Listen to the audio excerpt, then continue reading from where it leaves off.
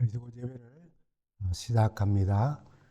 우리 다 함께 묵상기도 하시며 예배를 준비하겠습니다.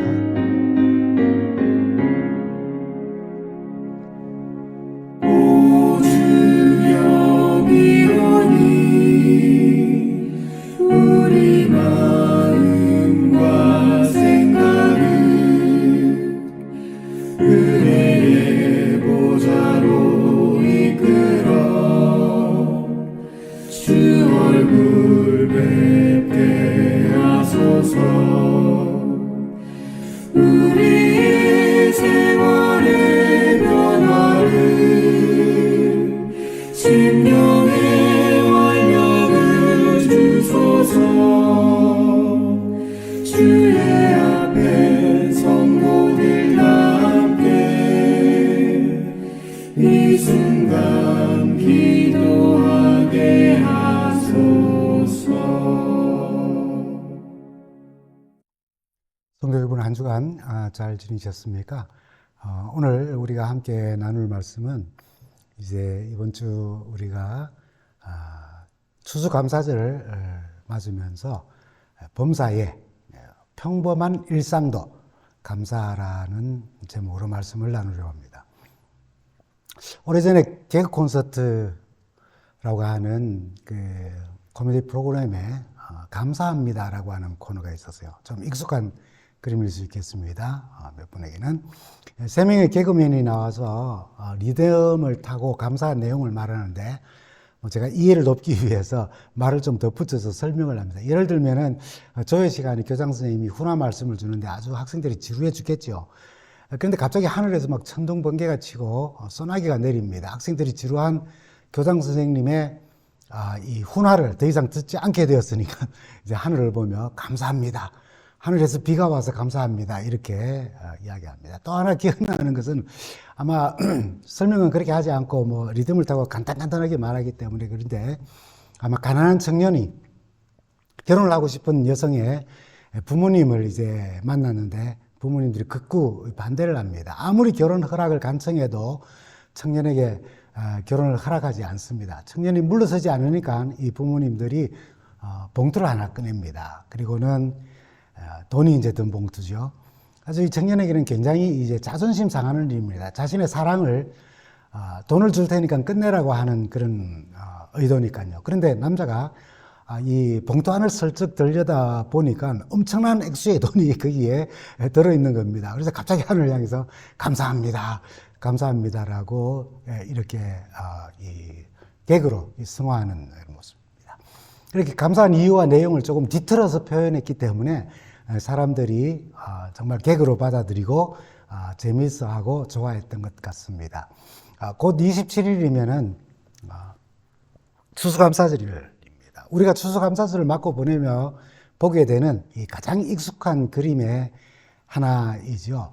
추수감사절의 배경은 1620년 이제 종교 박해를 피해서 영국 청교도들이 메이플라워를 타고 신대륙 이 미국에 이제 도착을 하게 됩니다. 첫해 겨울이 너무나도 혹독하여서 1년을 지나며 질병과 추위와 여러 가지 준비의 미비로 절반 이상이 목숨을 잃습니다. 다행히 원주민 인디언들의 도움으로 옥수수 재배법 그리고 농사를 배우고 생존할 수 있게 되었죠. 첫 수확을 마친 후에 그 다음 해에 가을 원주민들을 초대해서 3일 동안 함께 추수한 것에 감사하면서 축제를 열었다는 것입니다. 이 축제에서 인디안들이 준비한 칠면조와 사슴고기를 나누고 감사 예배를 드린 것이 추수감사절의 시작으로 여깁니다. 이후에 1789년에 초대 워싱턴 대통령이 국경일로 정했다가 날짜가 변경했다가 폐지됐다가 하는 그런 변화를 겪고 1941년에 루즈벨트 대통령이 이 11월 넷째 주 목요일, 지금 우리가 지키고 있는 그날로 지정을 하게 되었고, 현재 미국에서는 아주 중요한 명절로 자리를 잡았습니다. 인디언들의 생존에 필요한 도움이 없었다면은 어쩌면은 그 청교도들은 다 목숨을 잃었을 수도 있었습니다. 그렇기에 추수감사절은 종교적 의미와 함께 생존의 의미가 담겨 있습니다. 이렇게 감사의 날을 절기로 만들었다는 것은 감사해야 할 것은 절대로 좀 잊지 말고 기억하자라고 하는 그런 의미가 있지요. 그럼 우리 그리스도인은 감사와 어떤 관계가 있는 삶을 살아갑니까? 그리스도인에게 있어서 감사는 1년에 한 번 절기로 기억하고 행하는 것이 아닙니다. 기독교 믿음의 핵심 중에 하나입니다. 그래서 사도 바울은 이 데살로니가전서 5장 18절에 이렇게 우리에게 권고를 합니다. 범사에 감사하라. 이것은 그리스도 예수 안에서 너희를 향하신 하나님의 뜻이라고요.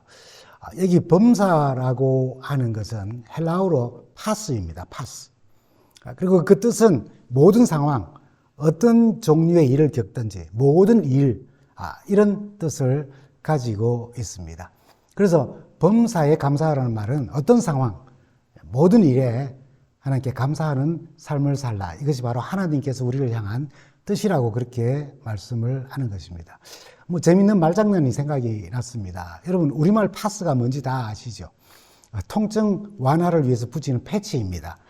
최근 이 파스를 발바닥에 붙이고자 하면은 혈액순환과 피로 완화에 도움을 준다고, 그래서 상쾌한 아침을 맞을 수 있다고, 좀 심하게는 허리 통증까지도 완화시킬 수 있다는 그런 이야기가 있습니다. 그래서 같은 발음, 헬라어 파스가 범사에라고 하는 말과 오늘 우리가 통증 완화를 위해서 이것저것 아플 때마다 붙이는 그 파스가 같은 어원을 가지고 있고 같은 단어는 아니지만은 그러나 같은 발음으로 표현되기 때문에 범사의 의미를 잘 기억하면 좋겠다는 마음에서 마치 같은 단어처럼 좀 여기고 생각해도 도움이 되겠다는 생각으로 말씀을 드립니다. 범사란 헬라어 파스인데 우리말 파스, 어떤 통증에도 갖다 붙이는 파스처럼 어떤 불평이라는 통증이 우리 그리스도인 삶 속에 나타날 때 파스를 붙이는 것처럼 범사에 모든 일에 감사로 불평을 이겨내면 참 좋겠습니다. 범사를 이 엉뚱한 말장난으로 좀 잘 이해됐으면 하는 마음으로 이 파스라는 같은 발음에 이렇게 연관지켜서 좀 말씀을 드렸습니다. 좀 더 쉽게 범사를 이해할 수 있는 엄마와 아이의 대화가 있습니다. 한 아이가 자기 집에 걸려있는 범사에 감사하라라고 하는 그 액자, 그것이 자기 집 가훈이라는 것을 듣고 엄마에게 이렇게 묻습니다. 엄마, 범사가 뭐야? 그래서 엄마가 뭐라고 대답했겠습니까? 엄마는 그렇게 길게 생각지도 않고 그것은 밥 먹고 화장실 가는 거야 라고 그렇게 이야기했습니다. 그렇다면 이 말의 뜻이 뭡니까? 범사에 감사하라. 그 범사가 밥 먹고 화장실 가는 거라면은 밥 먹고 화장실 가는 것도 감사하라고? 이런 뜻입니다. 이 어머니의 대답 어떻습니까, 여러분? 범사란 모든 일, 원어로 보면 모든 일입니다. 그러나 평범한 일도 포함되는데 그 평범한 일 가운데 하나가 어린 아이에게 있어서는 밥 먹고 화장실 가는 것도 감사할 일이라고 설명을 한 것입니다. 아이의 눈높이에 맞춘 엄마의 범사란 밥 먹고 화장실 가는 거라는 이 설명은 아이를 위해서는 아주 최고의 설명이 아닐까 하는 생각도 해보았습니다. 사실 범사, 모든 일에 기분 좋은 일, 큰 돈을 버는 일, 새 집을 사고 진급을 하고 이런 마땅히 감사할 수 있는 일들은 참 감사하기가 쉽지요. 그러나 도무지 기뻐할 수 없는 고난과 인내의 상황마저도 감사해야 하는 삶을 살아내는 것은 결코 쉬운 일이 아닙니다. 왜 그럴까요? 왜 이렇게 감사가 어려울까요? 감사가 어려운 이유는 바로 인간의 죄된 본성이 감사를 거스르기 때문이에요. 감사하는 게 막 불편해요. 잘 되지 않는다는 겁니다.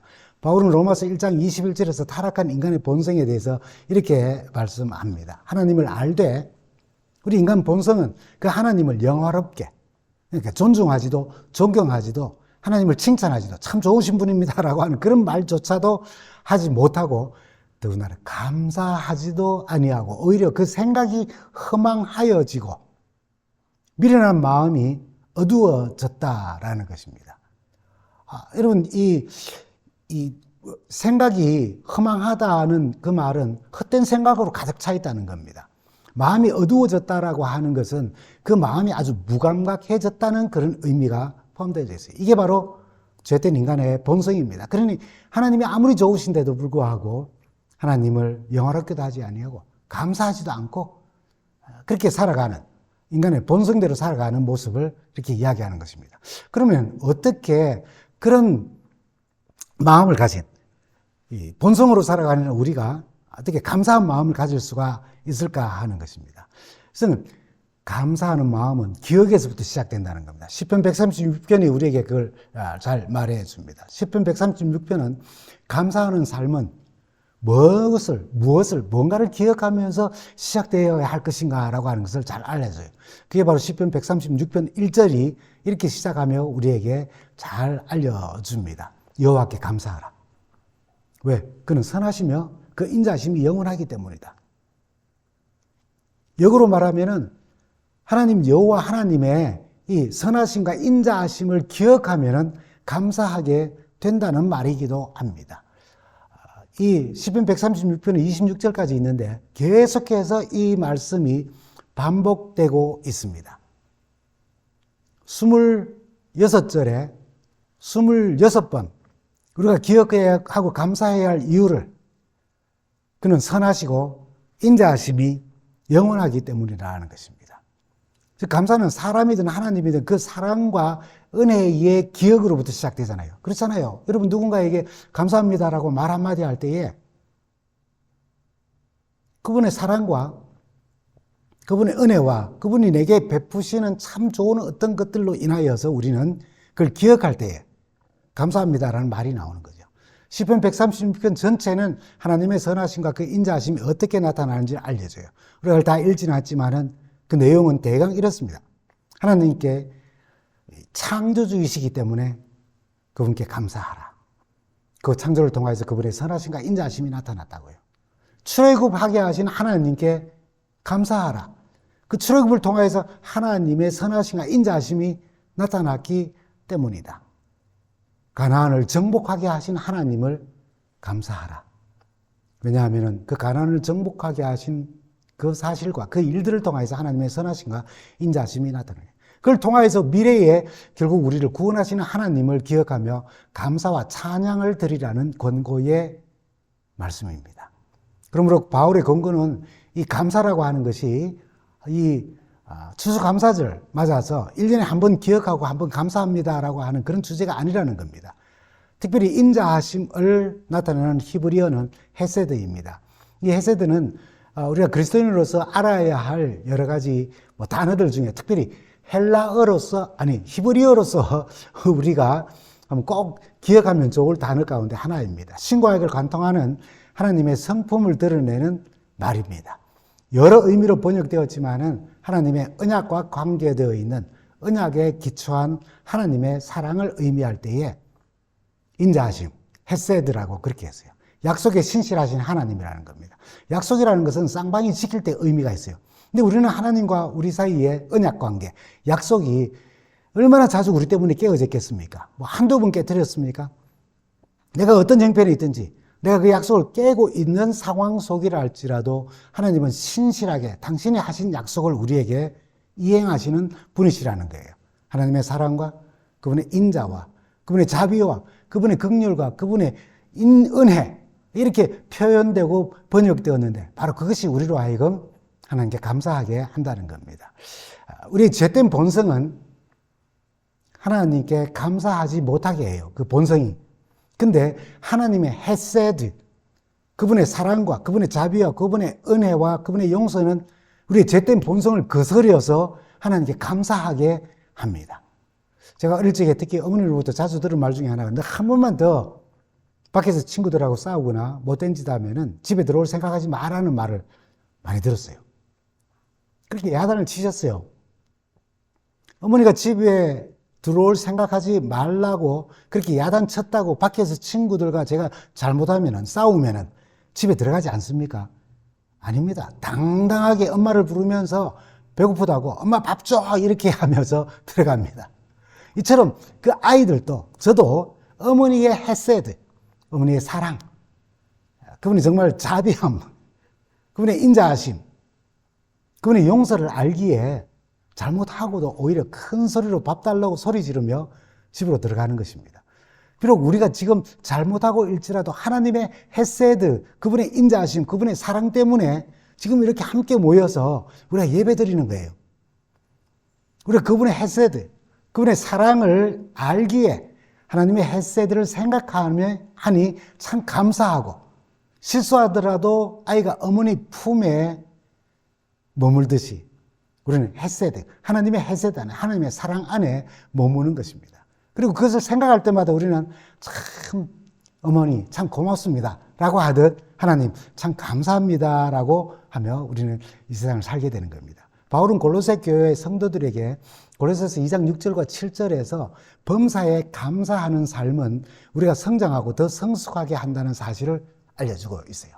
골로새서 2장 6절에서 7절입니다. 여러분이 그리스도 예수를 주님으로 받아들였으니 그분 안에서 살아가십시오. 그분 안에서 행하십시오라고. 여러분은 그분 안에 뿌리를 받고 세우심을 입어 가르침을 받은 대로 어떻게 하라고요? 믿음을 굳게 하여 감사의 마음을 넘치게 하라고요. 믿음을 굳게 하는 것과 감사하는 마음은 함께 간다는 것입니다. 이렇게 바울은 예수님을 주님으로 믿고 그 안에 우리가 뿌리를 내리고 그래서 믿음대로 행하며 살아간다면은 그런 감사하는 마음과 함께 간다는 거예요. 감사가 넘치면은 우리의 믿음도 성숙하고 성장하는 것이고, 감사가 예수 그리스도를 개인의 구주로 받아들이고 난 이후에 여전히 불평불만만 한다면은 감사가 사라지고 없다면, 그래서 나를 감사하게 하는 마음을 거스르는 본성으로 살아간다면, 우리의 뿌리가 예수께 내리지 아니하고 그냥 말로만 믿으면서 본성대로 살아간다면 우리의 믿음은 더 이상 성장하지 못한다는 거예요. 그걸 성장하게 하는 한 요인 가운데 하나가 바로 감사하는 마음, 그것이 우리로 성장하게 하고 성숙하게 한다는 거예요. 우리가 그러므로 감사를 많이 하면 할수록 믿음이 우리는 자라나는 겁니다. 성숙하고 성장한 믿음의 모습이 하박국 선지자를 통해서 잘 나타나죠. 우리가 너무나도 잘 아는 말씀이죠. 하박국 3장 17절에서 18절 말씀입니다. 비록 무화과 나무가 무성하지 못하며 포도나무에 열매가 없으며 감람나무에 소출이 없으며 밭에 먹을 것이 없으며 우리에 양이 없으며 외양간에 소가 없을지라도 나는 여호와로 말미암아 즐거워하며 나의 구원의 하나님으로 말미암아 기뻐하리로다. 나에게 베푸신 하나님의 은혜를 기억하고 감사하는 것이 믿음 생활의 하나이며, 그 감사는 우리의 믿음을 굳게 하는, 그래서 내 삶의 환경이 어떻게 변하든지 그 안에서 하나님 여호와로 말미암아 얻은 그 구원의 기쁨을 즐거워하고 그 구원을 주신 하나님으로 말미암아서 나는 즐거워하고 기뻐할 수밖에 없다는 겁니다. 통증에 파스를 붙이듯이 범사라고 하는 그 파스가 어떤 환경의 아픔에서도 감사함의 파스가 되어서 그것을 붙임으로 불평의 아픔이 사라지면서 믿음의 성장을 이룰 수 있다는 겁니다. 그리고 우리가 이 믿음을 굳게 하는 범사의 감사는 뭐 특별한 사건이 있어서가 아니라 모든 일, 범사는 모든 일이라고 그랬어요. 어떤 통증이든 평범한 일상을 감사하는 데서부터 믿음이 성장하고 성숙하는 것은, 감사하는 삶은 시작됩니다. 특별한 사건이 있어서가 아니라 매일 우리가 당연하게 여기는 일들을 감사할 줄 알아야 범사의 모든 일에 어떤 어려움 중에도 감사하는 그리스도인으로 성장하고 성숙하는 거예요. 바로 그것은 기억이라고 했어요. 그치? 하박국이 아무것도 없다고, 다 잃어버렸다고, 먹을 것도 없고 재산으로 축적해 놓은 것들도 다 사라졌다라고 하는 그런 상황이라 할지라도 그리스도를 말미암아 우리에게 주신 구원만 생각하더라도, 그것만 기억하더라도 나는 그 구원을 즐거워하며 기뻐하겠다라고 말하지 않습니까? 프랑스의 작가인 그 주엘 르나르라고 하는 사람이 있습니다. 이 한국인들에게는 그 홍당무라고 하는 책으로 잘 알려진 작가입니다. 저는 그의 시 한 편을 매우 좋아합니다. 시를 끝까지 외우는 게 없는데 이 시는 제가 끝까지 외웁니다. 얼마나 독특한 시인지. 그 제목이 뱀입니다. 뱀. 징그러운 대상 뱀을 어떻게 시로 표현했을까요? 시는 이렇게 시작합니다. 뱀, 너무 길다. 끝입니다. 딱 세 단어, 영어로는 네 단어입니다. the snake too long. 이게 끝입니다. 여러분, 이렇게 매우 짧은 단어를 이용한 글로 뱀이 너무나도 길다라고 하는 사실을 이 정반대의 짧은 글로 동시에 담아낸 시입니다. 참 재미있죠. 그래서 저는 이걸 안 잊어버립니다. 잘 기억하고 있어요. 다른 시들은 오래되면 다 잊어버리는데, 여러분, 우리 기억절도 이렇게 좀 짧으면 참 좋겠죠. 근데 제가 소개하고자 하는 그분의 시는 뱀이 아니라, 인생은 아름다워라고 하는 그분이 쓴 시입니다. 하루를 시작하면서 감사하는 마음을 가지게 하는 아주 짧은 기도문과 같은 시입니다. 함께 보시겠습니다. 인생은 아름다워. 매일 아침 눈을 뜰 때마다 이렇게 말해보는 것도 좋을 것이다. 눈이 보인다. 귀가 들린다. 몸이 움직인다. 기분이 그다지 나쁘지 않다. 고맙다. 인생은 참 아름다워.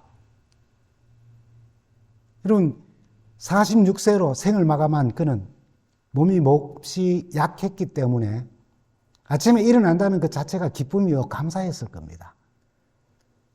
몸이 건강하지 못한 그의 삶에서 눈이 보이고 자고 일어나면, 귀가 들리고 몸이 움직이며 기분이 그렇게 나쁘지 않아도 참 고마운 일이며, 그래서 그 고마움으로 인생은 참 아름답다고 노래하는 것입니다. 그러면 아침에 일어났을 때 눈을 뜰 수 있다는 것이 참 감사입니다. 그동안 이거는 일상이었잖아요. 항상 있었던 일이기 때문에 별로 특별한 일도 아닙니다. 눈을 뜬 후에 침대에서 샤워장으로, 때로는 피곤해서 눈도 다 못 뜨고 한쪽 눈만 겨떠서 졸려서 이렇게 더듬거리면서도 넘어지지 않고 세면장으로 걸어갈 수 있음이 감사 아닙니까? 맛있게 식사하고 화장실에 갈 수 있다는 것 감사입니다. 오늘 하루도 힘든 일상이 뻔합니다. 그럼에도 불구하고 오늘 출근할 수 있는 직장이 있고 나의 일터가 있다는 것 감사입니다. 오늘도 숨을 쉬며 하루를 시작할 수 있다는 것, 가족이 있어서 돌볼 수 있다는 것, 누군가가 나를 또 돌보고 있다는 것, 손을 뻗어서 누군가 악수하고 손을 흔들어 줄 수 있다는 것, 아직 그럴 수 있는 두 다리가 있다는 것, 누군가를 만나서 즐겁게 이야기할 수 있다는 것, 계절의 변화에 더위와 추위를 참 견디기 없을 만큼 덥고 추울지라도 그걸 느낄 수 있다는 것, 이 모든 일상이 우리의 삶에 당연한 것처럼 생각될지 모르지만은 사실 그것은 우리에게 얼마나 큰 축복인지 모릅니다. 우리가 때로는 당연하다고 생각하는 것들이 사실은 하나님께서 우리를 위해서 준비하시고 우리를 위해서 공급하시는 은혜요 사랑이고 하나님의 마음입니다. 어떤 특별한 일이 내게 일어나기를 기대하기에 앞서 지금 내게 주어진 평범하고 반복되는 내 일상 속에 하나님이 함께 하시고 내 삶을 이끌어 주시는 그 하나님의 섭리하시는 손길에 우리는 감사할 수 있어야 돼요. 그것이 믿음이 성장하고 성숙해지는 과정이며 모습인 것입니다. 제가 여러분께 좀 한 가지 제안을 하려고 합니다. 이 불평 없는 세상 만들기 캠페인입니다. 한 20년은 되었겠습니다. 그죠? 여러분, 불평 없는 세상 만들기는 2006년인가요? 미국 미주리주 캔사스시티의 한 작은 교회의 윌 보웬이라고 하는 목사님의 제안에서 시작되었어요.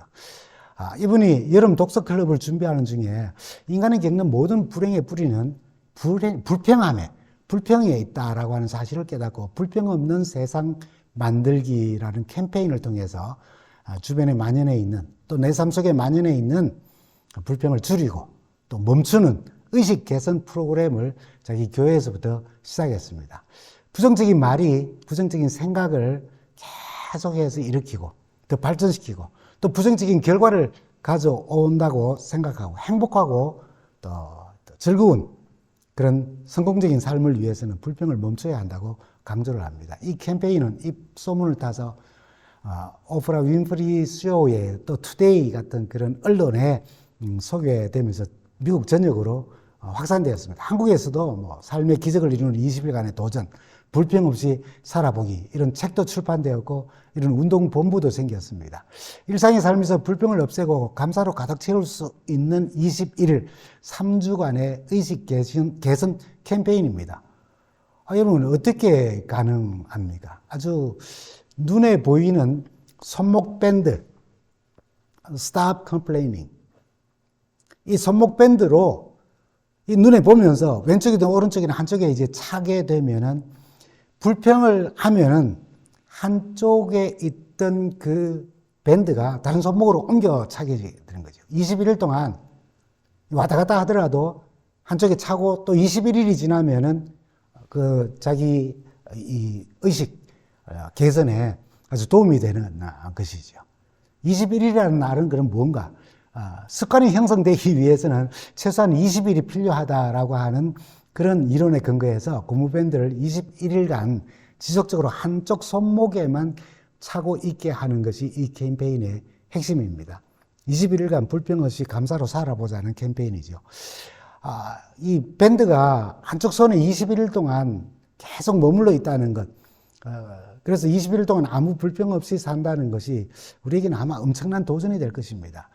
그러나 이 캠페인은 우리가 무의식 중에 하는 불평, 그 불만을 줄이고 의식적으로 감사를 찾아가는 삶을 위한 캠페인입니다.